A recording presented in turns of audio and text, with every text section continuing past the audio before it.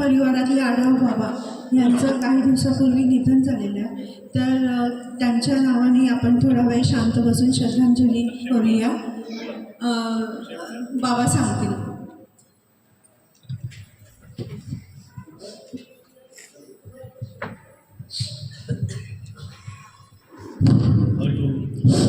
हरिओम हरिओम.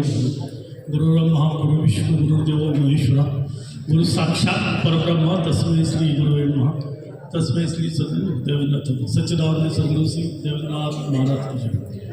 प्रथम बोलतो आपले दिलीप भाऊ बोले की हा आनंद तुम्ही घरी घेऊन जा वर्षभरपर्यंत. हे अतिशय सत्यवचन बोलले, ते त्रिवार सत्य आहे. महाराज सुद्धा म्हणायचे, महाराज फार बिझी असायचे. देवेंद्रनाथ महाराज कामामध्ये खूप बिझी असायचे, त्यामुळे त्यांना यायला इकडे वेळ मिळत नाही. पण त्यांनी हे 5 दिवस ठरवून ठेवले होते की त्याला ज्या दिवशी गृहमंत्री मला त्याच्या अगोदरचे 5 दिवस की मी वर्षातलं कमीत कमी हे 5 दिवस तरी सेवा करीन स्वामीची, माझ्या गुरुची. आणि ही इथे सेवा केल्यावरती मिळणारी ऊर्जा मला वर्षभर पुरते. आणि ते आज त्यांच्या तोंडून बाहेर पडलं की हा आनंद तुम्ही घेऊन जा, तुम्हाला वर्षभर पुरेल गुरुकृपेने, स्वामींच्या कृपेने, आणि वर्षभर तुम्ही आनंदी राहा.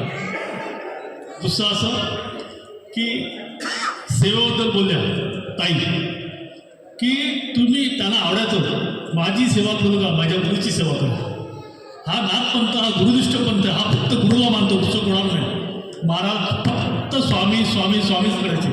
आम्हाला सांगायचे जास्तीत जास्त स्वामींची सेवा करा, कशीही करा.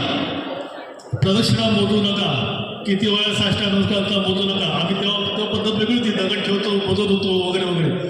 फार 50 वर्षापूर्वीची गोष्ट आहे. त्याची काय आवश्यकता नाही. काय जप मोजू नका, प्रदक्षिणा मोजू नका. फक्त स्वामींना मनापासून दंडवत घाला, फक्त दंडवत घाला. काहीही मागू नका, काहीही मागू नका. कळलं ना?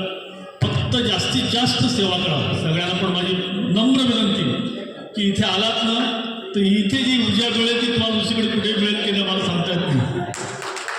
इतकी प्रचंड ऊर्जा आहे. तुम्ही सांगा, एखादा गुळाचा कण असेल तर त्याला एवढे मुंगे येतात, एवढा गुळाचा खडा असेल तर अनेक मुंगे येतात. हा तर गुळाचा डोंगर आहे. म्हणून एवढे सगळे लोक येतात ना, भारतभरात मुंगीच येतात का? त्यांची कामं होतात, त्यांना समाधान मिळतं. कळलं?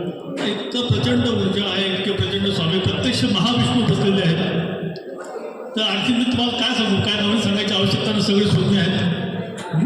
बाकी काय बोलत नाही. ह्या 2 गोष्टी सांगतो, नंतर बोलतो. आता असं आहे की आपले ज्येष्ठ गुरुबंधू आबा आढाव धर्मेंद्रनाथ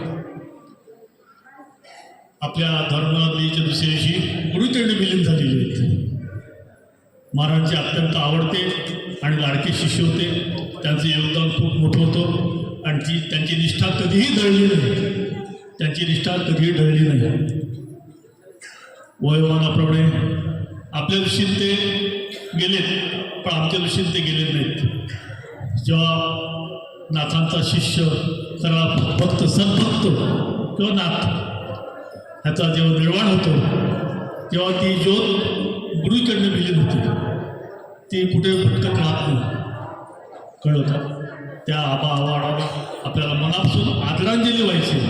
सगळ्यांनी 2 मिनिटं उभे राहा आणि एकच आवाज करू, एकच जप करायचा. ओम ग्राम दत्तात्रय नमः, ओम सद्गुरु श्री देवेंद्रनाथ नमः, ओम ग्राम दत्तात्रय नमः, ओम तत्सत प्राणाय नमः. कारण ही प्राणज्योत महाराजांच्या ज्योतीमध्ये विलीन झाले म्हणून ओम तत्सत प्राणाय नमः बोलायचं. हरिओम.